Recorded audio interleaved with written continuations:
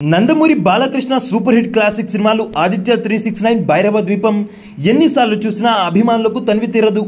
ఆ రెండు సినిమాలు బాలయ్యకి చాలా ప్రత్యేకమైన సినిమాలు. ఆ విషయాన్ని బాలయ్య చాలాసార్లు చెప్పుకొచ్చారు కూడా.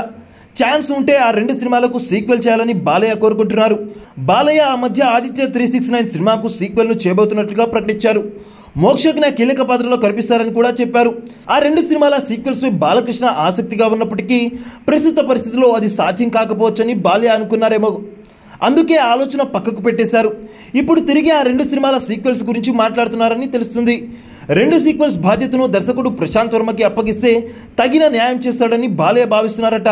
ఇటీవల 2-3 సార్లు ప్రశాంత్ వర్మతో బాలయ్య ఆ విషయంపై చర్చలు జరిపారని తెలుస్తుంది.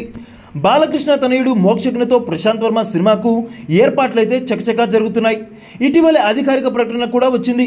మోక్షజ్ఞతో ప్రశాంత్ వర్మ తీయబోతున్న సినిమా హిట్ అయితే ఎలాంటి అనుమానం లేకుండా బాలయ్య తన రెండు సినిమాల సీక్వెల్స్ బాధ్యతను అప్పగించే అవకాశాలు కూడా ఉన్నాయి.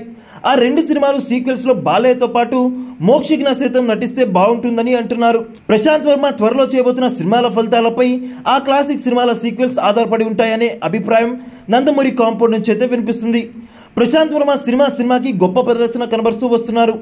బాలకృష్ణకు ప్రశాంత్ వర్మ నమ్మకం కలిగిస్తే తప్పకుండా సీక్వెల్స్ వచ్చే అవకాశాలున్నాయి. ఆదిత్య 369తో పాటు భైరవ ద్వీపం రెండు సినిమాలు సీక్వెల్స్ కి స్కోప్ ఉంది కనుక ప్రశాంత్ వర్మ సైతం ఆసక్తి కనబరిచారంటూ సమాచారం అందుతుంది.